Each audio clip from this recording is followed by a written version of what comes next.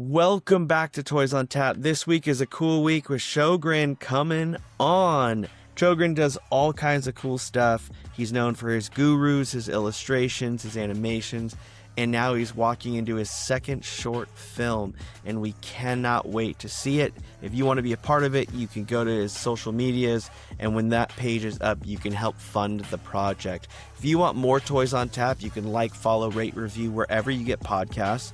It is so free for you, but it means everything to me because every like, every subscribe, every review gets us into more people's ears, and we can take over the world as Toys on Tap, which we absolutely love.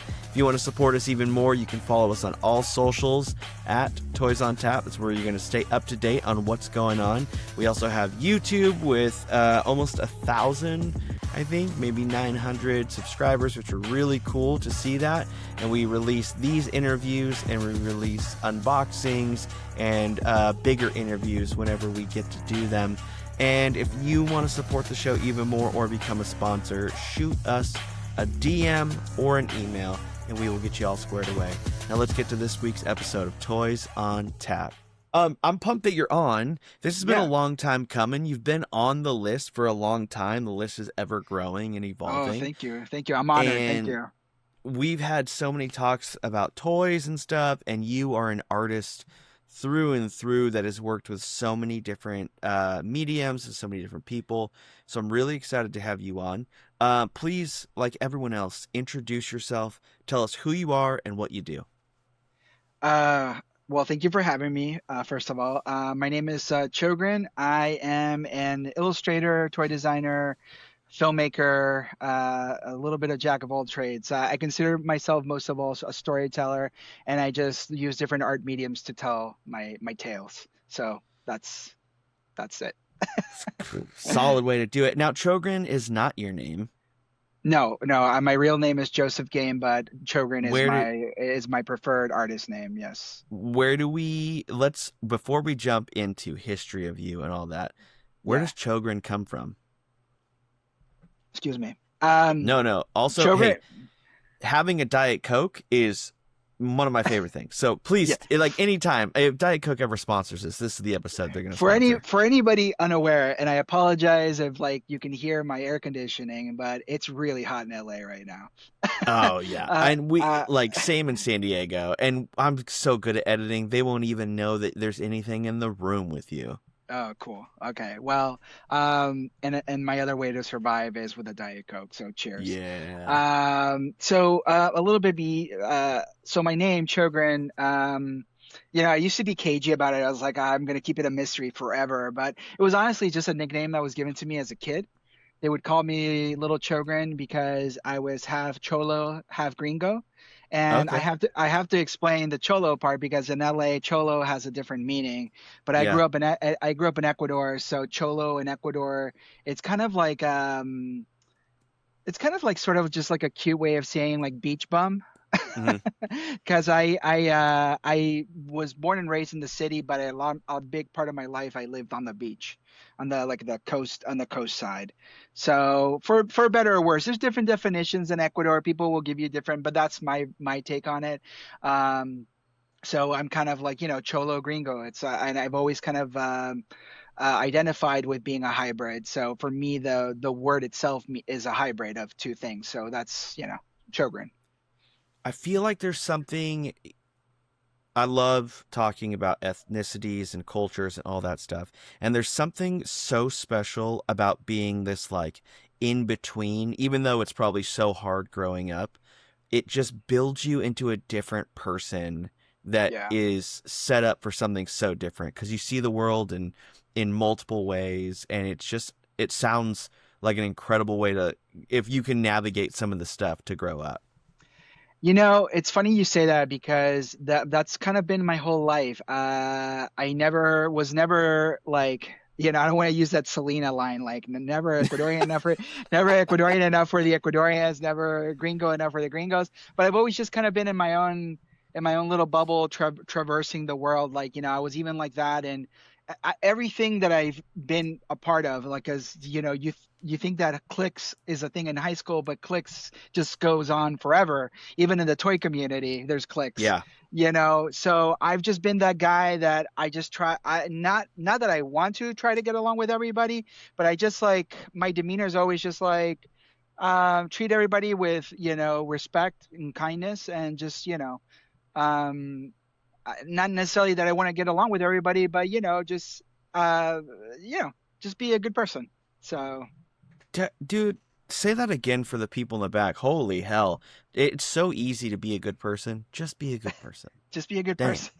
Don't, I'm glad that don't, we went to the childhood because that's where we're starting. Growing up in this middle ground and in especially not necessarily here, like tell me about the things that you grew up with, the toys, the cartoons, what kind of yeah. changed you as you got older because those things played a part in who you are now. Well, I think it's I'm glad that you said that, like that, our origins or where we came from, what makes us us is, really kind of what gives us our vision in the world. And growing up, being a creature of two cultures, it really kind of like South America. I can only speak for South America, but I know a lot of Spanish speaking countries, there's a big Japanese like influence.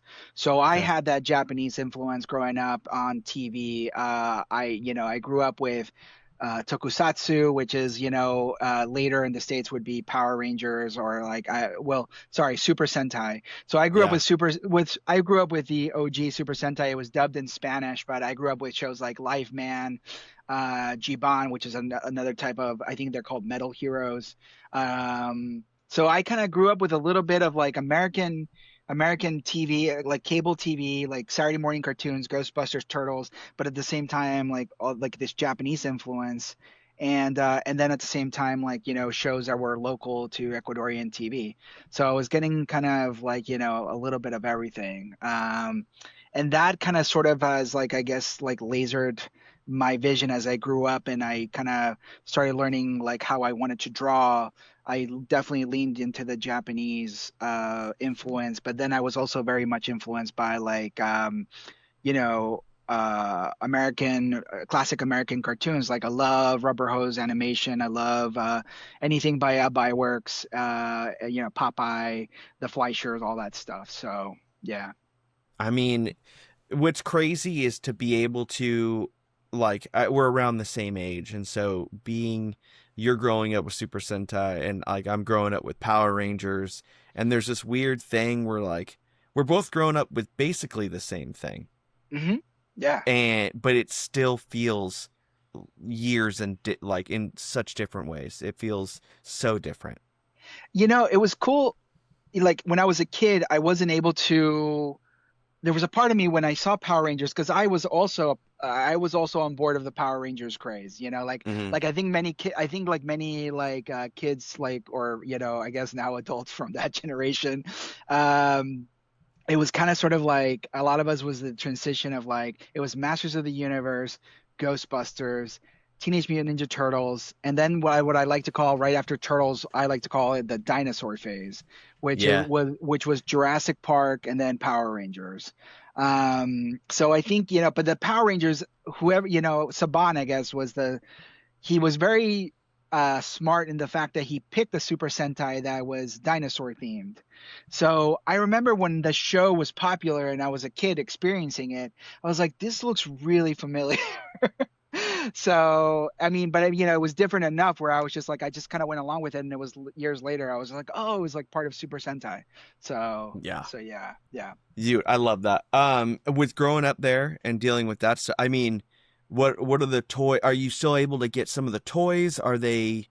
I mean, my favorite thing to collect is a lot of like knockoff toys that come from South American countries, Yeah. and Central America is kind of included in that as well as in other places. And so it's like, what are you growing up with and playing with, and then kind of when does that Yeah. shift? I was really lucky. I didn't realize how lucky I was until like years later. I Hmm. realized like, wow, I was like, I mean, obviously it was, excuse me. That is the problem of drinking a Diet Coke. Um, uh, uh, that was, I was really fortunate as a kid because my dad did a lot of importing and exporting like different electronic goods and stuff like that from the States to Ecuador. So I think from his trips he would like just kind of see whatever was popular in the States and would bring it over. But I unfortunately was not able to bring a lot of the toys that I had growing up. So in Mm. a weird way, I've kind of been rebuilding my collection that I had as a kid. But I've always wondered if the Masters of the Universe toys, because that was like my first big toy collection that I remember vividly as a kid. I wonder if the ones that my dad got were either from the States or I don't know if they were the Argentina ones, because I found out later that there was a factory like that was, there were official Mattel ones that were being made in Argentina. So I don't know. But I did have one of the crazy sets that I found out that was not mass produced at all. That was like very limited, which was like the Eternia one, and I Hmm. think that one must have come from the States. Okay. So I was a very lucky, fortunate kid that had like basically all the. Another thing that helped was I had my grandmother from my mom's side, and my mom just read me this really sweet letter the other day, basically saying how I was so excited. I was going through my Ghostbusters phase, and my parents could only get certain things in Ecuador, and my grandmother had to get the rest. Like I think it was like the firehouse and like the proton pack, and all the other things had to be shipped from the States to Ecuador. So it was a bit, it was really sweet to see like that they were like everybody was working together to make this kid happy. Yeah, how So wild just for Ghostbusters. yeah, yeah, yeah. Holy So moly. So I'm very fortunate, I'm very thankful to have had an amazing childhood for sure. Yeah. So, I mean, at what point do we do the same thing that we all do and you kind of just get rid of all this stuff? I mean, you move and can't bring it with you. Is that the first clearing out that happens? well, I was kind of basically forced to when Okay. when I moved from the States. That was I call it like it was like a rebirth in a way because I I basically had to fit everything I could like into my backpack and a suitcase and move Mm. from Ecuador to the States, and it was just like it was like starting from zero, I was able to bring some mementos, but nothing like no toys or anything like that. So it wasn't by choice, but little by little, I started kind of sort of like picking up things, and then it kind of just blew out of proportion, and now I have too much stuff. Yeah. So There's something cool about trying to recreate or recollect the things that you had, right? yeah. Mine for sure is the Megazord from Power Rangers. Like, Mm. there's something that's so crazy cool about that, having it as a kid and like the flip Power Rangers and all that stuff. The OG That ones, yeah. dude, they're so freaking weird because their bodies are so wide to make way for like all the mechanisms. But as a Yeah. kid, you were like, this is a normal body. This is great. Well, it's like, it's like the He-Man toys. Like I look at those Yeah. He-Man toys and I'm just like anatomically, because I went to art school, so I did a lot of live drawing. I know when I look at those toys, it's not anatomically correct, but for some Yeah. reason, I think because of the nostalgia, I'm like, no, this looks correct to me. So Yeah. I mean, if we start doing toys off of what's anatomically correct, like I have a Ninja Turtle boot next to me right here, and the yeah. arms are so high up on it that there's no way that Oh, seems so wild. what's that one? That was great. It's like oh man, I love that. So I've never this seen, I one, never, I've never seen that. and it's like squishy, it like Oh, so sick. it's like Sofubi? Kind of. I mean, the not fully like taken term is like Mexifubi, which I don't know that I love that term. Um, It's like Mexicoke. yeah, and so it's like it's there. We had this cool moment that happened at DesignerCon, where like I picked this one up. Um, Oh, it's the same mold. Yeah, and so I picked that up, and then Dave Linares of Akashic Records, he was like, "Hey, that's cool that you got that. I know the guy that like still makes those." Oh wow, that's and then brought amazing. me one of these the next day. And it's like, it's wild to see, like, I don't know what I'm going to do with it. I could paint it. I could just go nuts. I don't know, man. Those are the best. I wish I was like a little bit older growing up in Ecuador. I'm sure there was bootlegs and stuff like that. Dude. And in Ecuador, Yeah. I would have to hunt it down. The one cool thing I can tell you about Ecuador that was like a tradition, and I don't know if any other South American country does it, but we have this thing called the Año Viejos, which is Okay. basically means the old man. And what we would do every year on the new year, it's almost kind of like New Year's Eve and Fourth of July mixed together, but it's on Cool. New Year's Eve. And what we would do is we would take the most popular characters of the year, like for example, let's say the one year Ghostbusters was popular, let's say 86, 87. So they would build these like giant paper mache statues of Ghostbusters, and we would put it like in an empty lot and burn it. And Okay. that That's was so sick. That's like the Macy's yeah. Day Parade, like whatever's popular that year gets its own float and it happen or its own like balloon, but then you get to burn it. Yeah. I like that. Yeah, and I remember as a kid, I think one year it was a Power Ranger, and it almost looked like a Hellraiser Power Ranger because I put like little, what do you call those things that like the sparklers? I put sparklers all over his body, and then we lit him up, and it was like this Power Ranger was Dude, like it I was incredible. love everything about that. I have They to. like I actually have a picture. I actually have a picture. The Power Ranger was like about like my height. I was a kid. So, but I'll have to send you the picture. It's great. don't post it because that's going to be one of the pictures to promote next week when this episode comes out.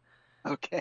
That's perfect. I mean, what's crazy is when I was a kid, this is so off topic. My family, we grew up, we didn't have much money, so we would like shop in other parts of the town or the city so that we could find groceries and stuff. Hey, we're going to take a break right there. We are so excited to be getting ready for San Francisco Godzilla Fest in September. If you're in San Francisco or if you're like, I want to go to a Godzilla show, let me tell you, the place to be is going to be San Francisco in September. You'll get to come in and see ya boy selling so many new claws. We have different claws that are coming in and we're really excited for. We have a Hawaiian colorway coming in, which we're really excited for. We have a scented version coming in. And of course, we are restocking the clear and the OG colorway. So we've got a lot of stuff coming and we can't wait to be at San Francisco Godzilla Fest. Now let's get back to the episode.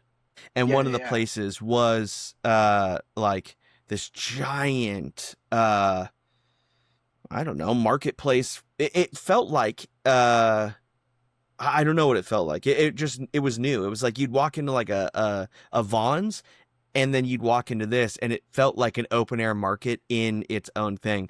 And on Oh, the neat. wall on the sides was all of these like piñatas that were made and they looked kind of like the like things but not really. And Yeah. I was so infatuated by all. It was so crazy. The off. I mean, I've been to Tijuana a couple of times, and that's probably when I look at the piñatas and when I look at that, it kind of reminds me of that tradition that we had in Ecuador. Um, so I always love seeing the stuff that's off model. I love seeing the bootleg stuff because it's just such a cool interpretation by different artists of that Heck character in yeah. pop culture. Yeah. So So when you're forced to get rid of these toys, which always such a bummer, you get to yeah. a point where you are then doing art. When does that kind of start in your life? Because it's such a huge part, like it is your life now. So when does that start? Um, so like I toys never like really kind of went away. I mean, there was a period where like I had to say goodbye to my childhood toys, and then I kind of had to start from zero. But like slowly, like I remember one year, we basically moved here with basic nothing. Like we Hmm. started from zero. So we lived in my grandmother's like house for like the first couple of years just to kind of sort of get um, our stuff back together, but our life together for lack of better words. But I remember I would do things like I didn't want to ask my mom for stuff because it would cost money. So I would do things like enter sweepstakes. And one year, one of my proudest moments as a first things that I did here in the States was I won a Trendmaster sweepstakes of Godzilla toys. Cool. Um, and that was pretty rad. So that Godzilla I think it was like Godzilla, Mecha Godzilla, and I think might have been Ghidorah. And those were like I think the first set of toys I had here in the States, which I still have in my grandmother's basement. So they're meaningful to me because it was like I'm like that was the beginning of the sickness again. Dude, the sickness. uh, How funny. I mean, but sorry, go ahead, go ahead. well, like doing like that is such a way to kick off art in your life. Yeah, So yeah, yeah. like getting that, winning something, what does that do for you as a kid? Well, I think with sorry, yeah, and that's that I was gonna try to segue into that. So, having kids grow having not kids, having toys growing up, um I would always draw like my figures. I would always like look at my figures like for reference, like Ninja Turtles, like that kind of sort of never went away. So that kind of just kind of became part of my life, and I would anytime I get excited about something, for example, when I started doing art shows in my later years, it was because I wanted to draw that thing. So I would invite a bunch of other artists to draw that thing as well. But it always starts like out a self interest thing. So and I think that's kind of like pop culture, for lack of better words, has been like my biggest kind of like propulsion to do what I do, to make toys, to tell stories. Like a lot of times I would draw my own adventures with friends and it would be inspired by Ninja Turtles or Power Rangers. But now like, you kind of sort of like do these remixes in your head of things that you want to do. So I look at I went to school for illustration, so I look at illustration as like the gateway for like all this stuff, for toys, for children's, for comics, even animation. For me, animation is like the biggest canvas because it's almost like you're literally taking toys and you're making them play out your story. Anytime I come up with a story or like a new movie or something I want to make, the first thing I think about is the character design and if I can make toys out of it. Mm, So it's all kind of like in my head. It's like I think it's because like I grew up in that time period of He-Man, and the toys and the cartoon kind of were bonded together. I'm very much part of that generation. So whenever I design something, I always think of like the toy, the comic, and like the merch I can do with it. But I mean, it's not out of like I want to make money aspect of it. It's just it genuinely comes from a genuine love of like wanting to share it with the world. dude, So that's such a good place to start, of just wanting to share things with the world. Just show people like this is what I've created. yeah. Yeah. No, I feel like the more you build out the world, like for example, like if I wanted to premiere a character, if I have like the character, but then I have a mini comic and the other stuff, it's almost kind of like it makes that character not just like a character, makes like their world a little bit like more tangible. Mm, You're like, I want more. I want to know more, And I think in retrospect, getting that feedback from people, then you as an artist want to create more. You want to give back more. So it's kind of like a mutual symbiotic thing. yeah. I mean, dude, I like to use the word symbiotic. There is, because being an artist or working in art or doing something that is art related has such a potential to go parasitic, where your whole life and everything is built off of what other people say. And so Yeah, it's towing this nice line of like give and take instead of just take, take, take. yeah, yeah. I always make sure. I mean, I. That's one thing that I've always been good at. I don't know if it's because of the way I am, but I always do things for myself first. And if Mm, people dig it, cool. If not, too bad. So, yeah. Now, I so mean, based off of your like what you create now, you go through like, do we go to college for art? Are we doing graphic design? Where are we at with that? When even when I was growing up in Ecuador, I had a friend. I remember in second grade, I told one of my friends during recess. I told him, I said, I remember Cartoon Network was new. Yeah, Mhm. that it makes me feel really old now.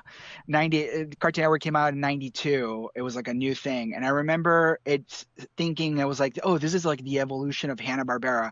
I was always really into animation. Animation has always been a big influence and part of my life. So I remember in one recess, I told him, I said, someday I'm going to work there. And it's kind of that's one of the stories I remember as a kid because I did end up working there. So fast forward, I just like, I knew my guide was always to tell my own stories through animation.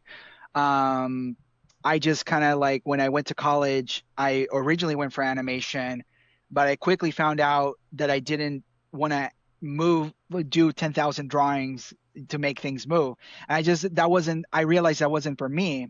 But I respect actual animators that do it because to me they're magicians. Mm. You have to have like a certain type of craftsmanship and I just think wizardry to do it because to make something inanimate move takes a lot of skill. But I shifted over to illustration because I had an internship over at Cartoon Network, and I realized that um, making a cartoon involved illustration as well, like designing the backgrounds, designing the characters. It didn't like, animation necessarily didn't mean like everything, actually animating. It was like a whole production side of it. So having that internship at Cartoon Network really kind of opened my eyes, and I was just like, okay, this is my way into animation and to tell my stories and be a creator is, just kind of sort of get into the industry and just kind of start networking from there. So, Which is incredible to there's something cool. I mean, we've had a couple of these with Toys on Tap where it's like I interview people that made toys that I grew up with. And so to have that full cycle of saying like I'm going to work there one day and then to intern there is bonkers. yeah. Um that I mean doing that means you're starting like doing the work and working for these companies. How are you balancing early on? Are you just so excited about being in animation and that kind of stuff that you don't really care about balancing doing your own stuff and working with them? How are you balancing both of those? Yeah, it was a weird tightrope because I knew like since I was in high school, I had already created kind of like my own characters. I had like my little notebooks, journals of like, all the stories I wanted to tell, and I've been beginning to start doing that a little slower than I wanted to, but I'm doing it. So that's the Yeah, important part. But I knew once I had my internship, I kept in touch with my contacts there. And the moment there was an opportunity to work on a show with the same people, it happened to be Adventure Time. So dope. so and I was already a fan of like the pilot, so it was kind of like a no-brainer for me. So because it was a show that I was already kind of like, and nobody, I started on the show not knowing that it was going to become the massive hit that it was going to be, but I had a feeling that I already knew it was something special to me. So and then it became, the juggernaut that it became. So Hmm. so seeing that behind the scenes was really cool. I mean, I remember we were working on season one not knowing if we were going to get picked up for season two. And then San Diego Comic Con happened, and you started seeing people dressed up as like the first season hadn't even come out, and people were already dressing up because that's how like popular the one pilot was. So that's kind of like when I think when executives saw people cosplaying, they were like, "Oh yeah, we'll pick it up for season two." And then, but being part of that show was amazing for me artistically because I got to work with so many amazing artists. During that time, I started doing art shows. I kind of did my own thing. I was working on the production, more on the production side of things, but never losing sight of like my goals and my dreams and stuff. So I kind of took that time to kind of sort of like learn a lot of the process, a lot of like the behind the scenes, because I only learned so much during my internship, and then when I was like in it, for a couple of years, I learned a little bit more, and then it wasn't until 2017 that I kind of was just like, okay, I feel brave enough now to do like my first short film, and that was Lucky Brave Sunshine, which you can now watch on YouTube.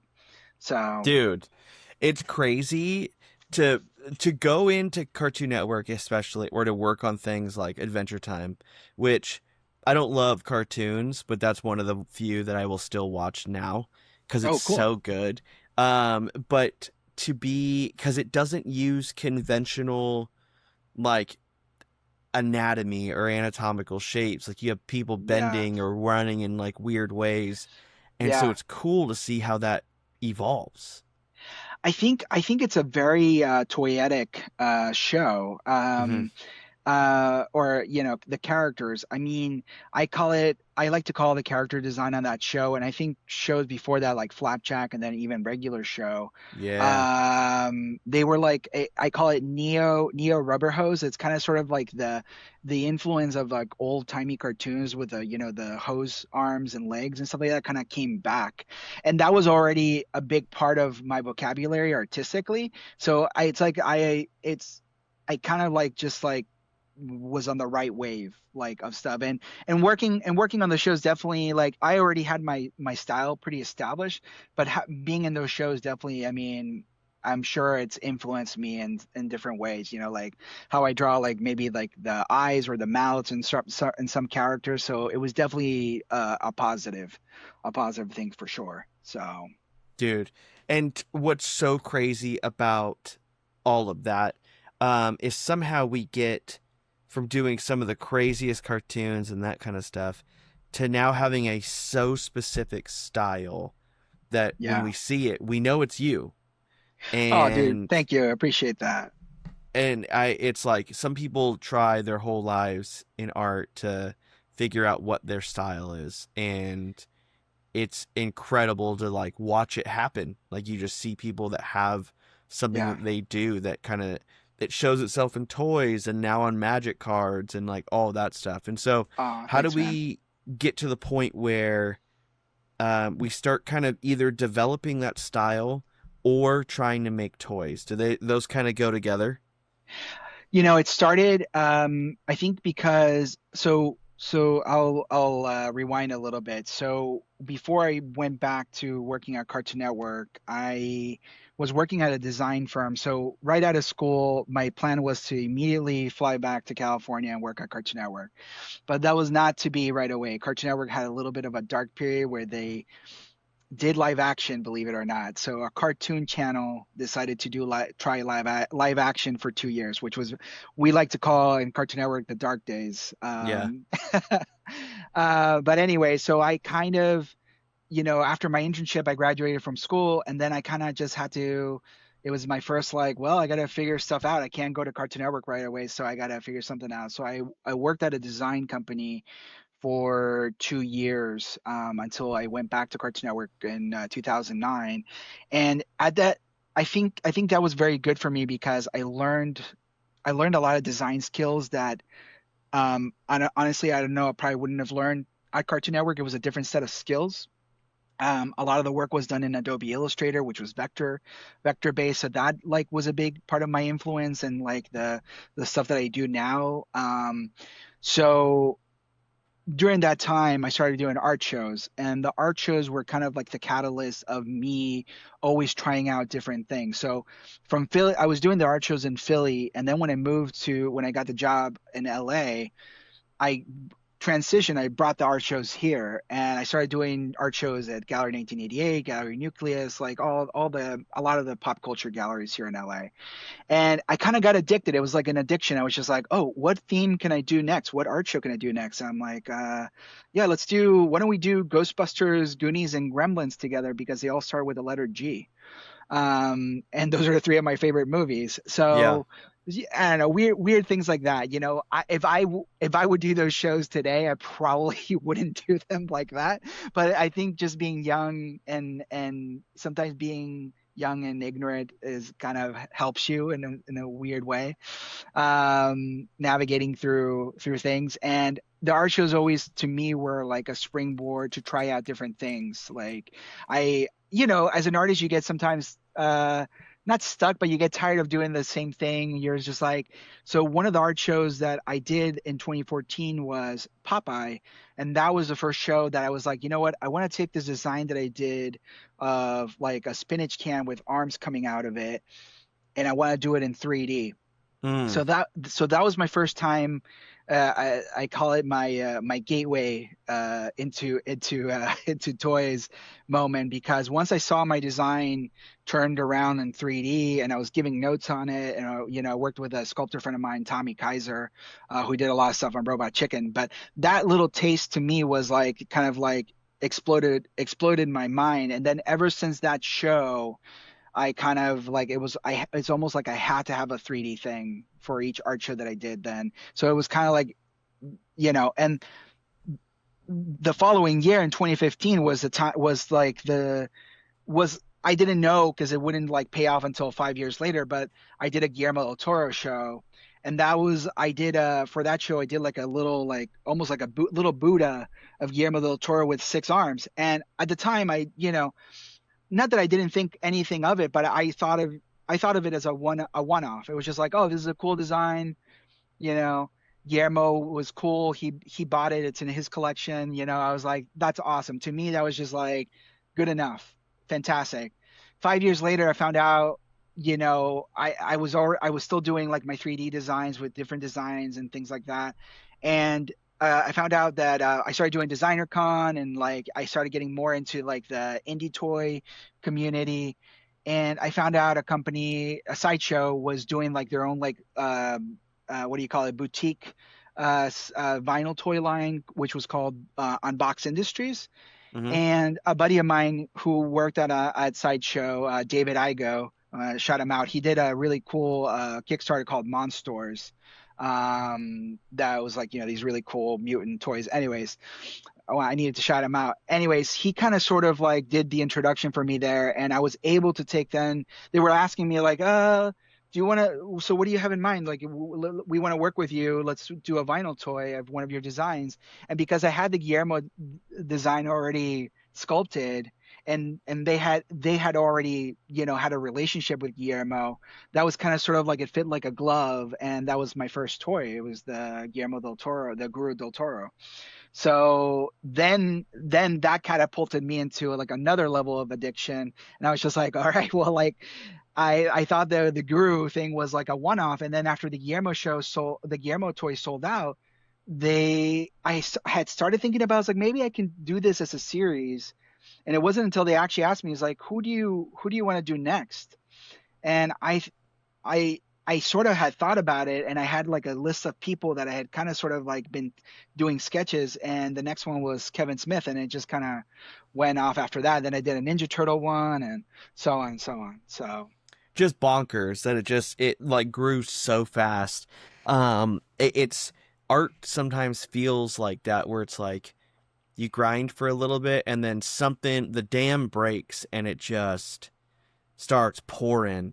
And yeah, so before we get into the toys too heavily, there is a gallery show that you did that I want to talk about that okay, happened in 1988 yeah, that was this like gothic arches that like, that was the show. That was a Guillermo show in 2015. Yeah, okay, so I'm yeah, glad that those overlap, because that is a bonkers way to like, one, to convince a gallery that that's going to be okay and kind of damage some stuff, but two, to just say like, I'm going to take a risk and go for it. yeah, yeah. It was so funny. I mean, I've said this in other podcasts, and it's they know it's true. And you know what? As much as they were annoyed with me at the time, I gotta say this about Jensen and Katie at Gallery 1988. They were always wonderful to work with. They were one of the few galleries. RIP, by the way. Hmm. They just closed this year, but they were one of the few galleries that they always paid on time. They were always just like super easy to work with. Anytime I would pitch a show, they were like, yeah, sure, and they would let me do my thing. But that show was crazy because it was Guillermo, and I have such a deep respect to Guillermo. I knew I wanted to not only like as an artist do like, elevate my stuff, but as a curator, I was just like, we're gonna go all out. We're gonna fucking decorate the entire gallery. We're gonna do these arches. And I don't know. I don't know what I was thinking. I was crazy, but I'm glad I did it because the line was like a lot around the block when the show opened, so it was pretty cool. Insanity. Y- Insanity. Yeah. You meet Unbox Industries and the right people and get your Del Toro toy rolling, and Yeah. then you are then approached, I'm assuming, to do other ones because you start doing more and more of this Yeah. kind of same style. Yeah. Um, Tell me about your favorite of those groupings that you've done, because you've done several of them now. Well, I'm yeah, no, I originally wanted to start. I originally just thought of them as like, I'm just gonna do my heroes. I want to do my okay. heroes. So it was gonna be like Kevin Smith, Spielberg, Jim Henson, Weird Al, all these people. But then I started thinking, I think doing each time I design one, because there was the part of me when the stubborn artist thing where I was just like, I don't want to repeat myself. Yeah. Like I don't want to do like a formula. But I think sometimes like if you're copying your own formula, it's okay. Yeah. um, but it's also not only is it okay, but it's also like if you're finding you're still finding challenges each time you do it. That's also cool because I've done different ones now that they're not. It's not like I can take the copy and paste the Guillermo one and do it to any character. It's like each one that I've done is like has had its own set of design problems. So for me as a designer, that's like it's exciting. Um, but each one unlocks something new. Like for example, when I did, I'll bring him up really quick. When I did Yeah. the Kevin one, so I don't actually have my first Guillermo one, but I have like this anatomy prototype that I did. Hmm. So the Guillermo one was like the arms morphing into stuff. So which was really cool. Like, design wise, it was just like, okay, I don't have to have him actually holding things. But because Kevin Smith is such a specific, like real world like guy, I knew Hmm. I had to have him holding like things, physically holding things in his hand. So when I designed the hands going, when I did this kind of design, like of two like things in the middle like this, the immediately like the Ninja Turtles one popped in my head. And because I knew I was like, oh, the sword, the katana for Leonardo and the bow staff for Donatello. And then I said, and then I was like, the rest kind of just filled out. It was like, a slice of pizza, Uzcan, and then, Yeah. Mikey and Raphael. So that it's like each one kind of sort of like, pushes me. So the Ninja Turtle one, after this one, this was my last one at Sideshow. Unfortunately, Unbox Industries is no more. It kind of got absorbed into Sideshow, so it's still, yeah, it's basically just Sideshow now. I Those were the only two I did at Sideshow. So unfortunately, the pandemic happened, and things like sales kind of slowed down. So it's one of those things where, not that we didn't want to keep working together, but it is kind of one of those things where they had to stop their production.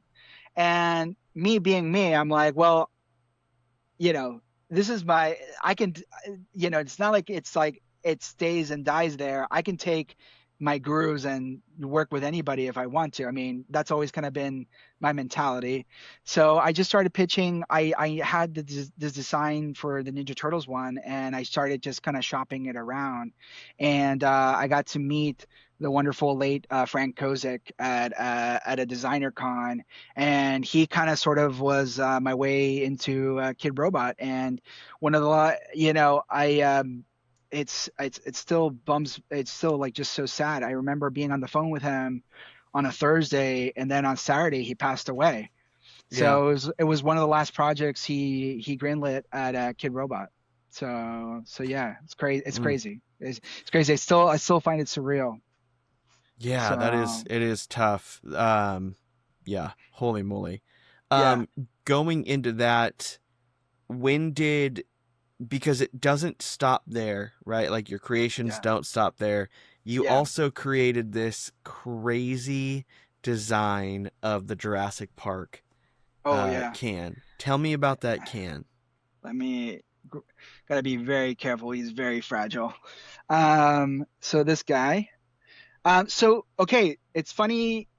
It's funny that I've done a lot of toy designs, but this one I actually did as a prototype because this almost got made one year with I'm not going to mention who, but it was going to be done with a Jurassic license. And the reason it didn't get made, it was because I was very adamant that it had to open up. Okay. So I mean, again, being young and stupid, but I'm kind of glad I stuck to my guns because I think when the time comes, I do want to make this correctly and I do want to release it properly. If somebody came along and said like we just want to release it like this, I'd be like sure, because if that leads to doing a more sophisticated version down the line, that's one thing I have found out about the toy community is that there's so many variants and so many, and people love collecting them. So I think the wiser me now would be open to that. Hmm. So I'm going to be very careful, but like this was one of actually I think this was I right after the Guillermo one. This was one of my like most complicated. I think it still is one of the most complicated toy designs I've done. Prototypes that I measured things. I measured Barbasol cans, and I went crazy. Like this is based on an illustration that I did. I think it was for the 20th anniversary of Jurassic Park. Um, and the I love drawing. I'm fusing the character of the Mr. DNA and the Barbasol can. I just thought it was just kind of like a match made in heaven, because literally the can carries the little dinosaur embryos. So I knew the original screen print that I did. There's a glow in the dark aspect to it, and when it glows in the dark, you can actually see the little eggs inside. Hmm. So it's a layer in the screen print that you can't see unless it glows in the dark. So when I designed it, I knew I was like, oh, this is like a toy. So Just insanity. and then I designed it so you can take the little eggs out. So they're all on a peg, and Gosh. you can and these are green. They're supposed to be glow in the dark, that pretend that it's glow in the dark, but you can swap them out because the little hand has a peg, and let's say you can want to put this little Dilophosaurus there. So, and bingo, dino DNA. Yeah, holy moly. That thing is so insane and it's so well done and there's so Thank many you. moving parts to it Yeah. and there's like to say that it's fragile is no understatement. Yeah, the prototype. I mean, that's something that I wanna before we ever move. Like, if I ever make it, it goes into production. That's something I have to figure out. Like, one of the things is like you see the threading here. Hmm. Gotta make the threading much shorter, just like on like one or two twists. Just kind of come out, and then other things to factor, like what material and all that stuff. But the design is there. Just gotta tweak it so it's doable for production. So so yeah, but yeah, there. So well done. And then Thank you. recently I saw, which I think happened a while ago, with the Magic the Gathering. When did Yeah, like how did that come about with all of these different things happening and working in different sculpting? You got your gurus, you're all over the place. And yeah. then Magic the Gathering was like, yo, let's rock the house, man. uh, you know, from my career so far has been a combination of me going to people and people coming to me. Hmm. I've always been open. I'm of that mindset of don't wait for anybody to open doors for you. Open your own doors. Um, because that's when it goes back to being clicky. I'm like, I don't care what your community's rules are. I'm gonna do whatever I want.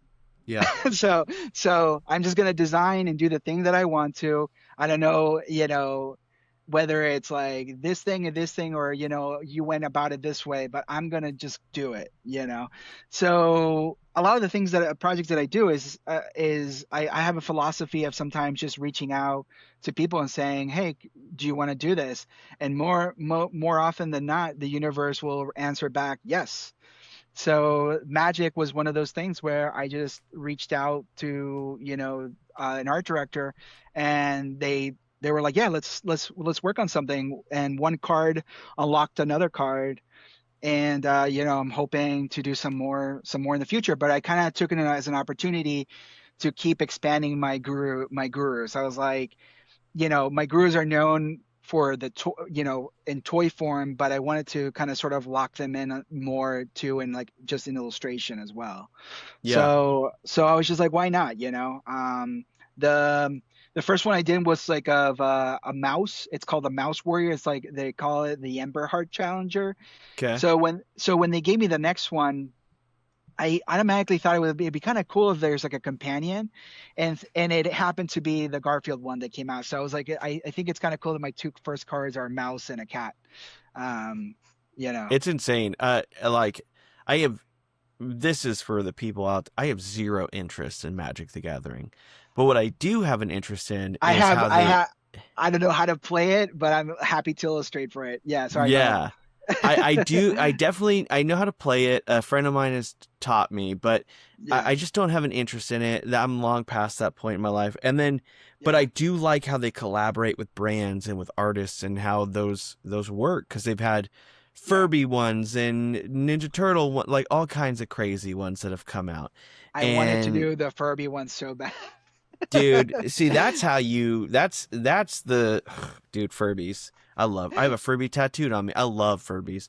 Yeah, Um, and so like having a friend of mine that like loves magic, and now my worlds are colliding because it's like, hey, the artist I'm interviewing this week yeah, did Magic the Gathering like my yeah, worlds are now just meshing, and it's yeah. incredible to see from the outside perspective. That's what I love. And sometimes I don't do it consciously, but with the things that I've done, like I've done multiple things for Kevin Smith now. I've done multiple things in Guillermo del Toro's world, and now doing Magic the Gathering. That's one of the things that I love, is that all the fandoms that I've been a part of, not one of them have been mean or anything, and they're always like so welcoming and open, and it's just like it's wonderful to just be accepted and be like to enter new worlds, because you never know where those things are going to lead you. So for me it's just always just trying out, doing different things. And yeah, the magic world is crazy. I didn't realize how crazy it was. The fans are so awesome. Yeah. So yeah, Um, being in like all these things, and now I mean tabling and being at conventions and stuff. I saw yeah. you at Collected Con. That was not your first one though, correct? That was my first collected con, but it wasn't my first convention. Like Okay, I had done designer con a couple of years. It just cool. like, because of the pandemic and things like that, I kind of sort of took a break. It honestly like got a little expensive.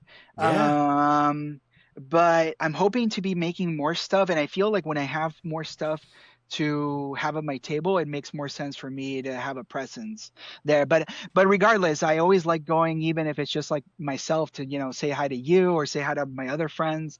It was great seeing you sitting with Mark Nagata, who I yeah, adore and respect. Mark was one of the first people that I remember I reached out to when I started doing toys. And I remember he sent me this email, and I just love how like straight to the point and frank he was. He's like, you got to do it because you love it. You yeah, can't do it because you're expecting to make this amount of money. You have to be ready to drop like 5K right away. So that kind of gave me like that kind of like his experience gave me like a good framework. I'm like, okay, this is what I have to expect when I do fully do like my first like original toy that I out of pocket pay for and stuff like that. So far right now, it's been cool to work with different companies, and they've let me kind of just do like my take on stuff. Like thankfully, the all the toys that I've done for the most part have been director's cuts and stuff like that. The only things that they have edited is maybe because of production costs and stuff like Hmm. that. We've had to take things out here and there, but for the most part, it's all been like my vision. But now I'm getting to the point where I've also kind of like in animation, I've learned a lot of the ins and outs of toy making, where I'm like, oh yeah, now I feel confident about making my own original toy and like producing it, working with a factory, et cetera, et cetera. So Which is so insane. And I'm hoping that you're going to do more shows this year and get back into it a lot me too. more. Yeah, me Um, too. Tell me, I mean, with all that, what's next for Chogrin? Well, since this show is probably it's not coming out until next week, right? Or It comes sorry, out Monday next week. next week. Okay, so by then I should have some kind of Kickstarter. I'm pretty sure I'm gonna go Indiegogo, but some kind of fundraising. I've announced my next short film. Cool. So that's going to be my next big project that I'm going to be undertaking between this year and the next, probably the following year. But it's a story I'm really excited about. It's called Sector 1218. It's a follow up to my first film, Lucky Brave Sunshine. It's not a sequel, but I have another movie after this one, and I kind of see them as a trilogy. So they're all kind of sort of going to be loosely a trilogy based on my own personal life, but they're on their own stories. I'm getting a little bit segueing out of it, but anyways, that's my next big project, and I'm also going to be trying to do toys and all this stuff. I'm always working on 5 things at a time, which I don't know if it's smart, but it keeps me busy. So, so yeah, definitely more toys. I'm still, what can I say? I like to get high off my own supply. So, That's the I only way love, to do it. I love working on toys. I hope to make the Dyna DNA someday. I have, here, I forgot to bring him over here, but this is my little Chogrin character. I'm supposed to, he's, Yeah. he's going to come out at some point with a comic book and his story and everything. He's kind of a representation of me. So I'm working on that. So, tons of stuff. The only thing I can't tell you, it's not a matter of if, it's a matter of when. So, Dude, I love to hear it. The last part of the podcast is all about plugging all that stuff. We know that yeah. you've got the short film that you're going to start raising funds for and all that. So please plug away how people can find you, collab with you, and help fund this film. So the page for that is not up yet, but just go to my social media. I'll have a video up about it with links and all that stuff. So, link in my bio, all that jazz. So yeah, chogrin.com, all social media, Chogrin. And yeah, I mean, I have some toys available at my shop right now. I have these Jay and Silent Bob Mallrats. They're the cartoon colorway. Heck These yeah. are these were like collected con exclusives, but they're now available at my store. They're really cool. I think this is the 30th anniversary of Mallrats this year, or it was last year, I think. Anyways, but you can still get them. They're available. And then I have my Guillermo del Toro children's book, Kid del Toro, that I wrote, illustrated by my buddy Pakoto. And since we're talking about toys, I got to show a little cameo here that my toy made on the book. Oh yeah. Perfect. Yeah. So there's a little Guillermo reading his monster books. This is a bilingual book, and it's perfect for it's July, but summerween. It's perfect for any spooky moment for kids. So yeah, that's my stuff. Heck yeah. Dude, Shogun, thank you so much for coming on Toys on Tap. Thanks for having me, man.